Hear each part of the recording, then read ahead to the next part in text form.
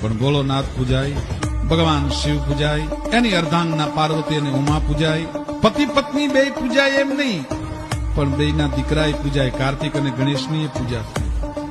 બે દીકરા પૂજાય એમ નહીં, પણ બે દીકરાની વહુય પૂજાય, બે દીકરાની પત્ની પૂજાય, ગણેશની પત્ની રિદ્ધિ અને સિદ્ધિની પણ પૂજા થાય। અને એકલી રિદ્ધિ ને સિદ્ધિની પૂજા થાય એમ નહીં, પણ એના દીકરા લાભ ને શુભય પૂજાય। અને એકલા દીકરાના દીકરા પૂજાય, પોતાની પત્ની પૂજાય, એવી રીતે નહીં, પણ એના ગળાના હરેના ઘરેણા પૂજાય। એમ કહેવાય ગળાની માલિમાં પહેરેલો સર્પ છે, એક ફૂંક મારે તો 14 ગામના લીલા ખંડને બાળી દે, એવું જે હળાહળ વિષ છે એ ગળાની માલિમાં સર્પને મીટીને બેઠો છે દાદો, એ સર્પ પણ પૂજાય।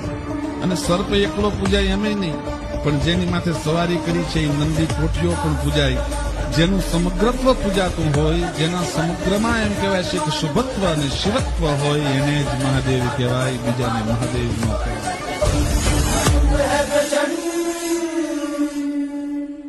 ભગવાન ભોળાનાથને શ્રાવણ મહિનો આવે, નવખંડ નીલાણીએ, પાવન પાણીએ, વાણીએ, દાદુરું મોરું વલને, સૌદાસ ચડાવણ પૂંજાઈ શંકર।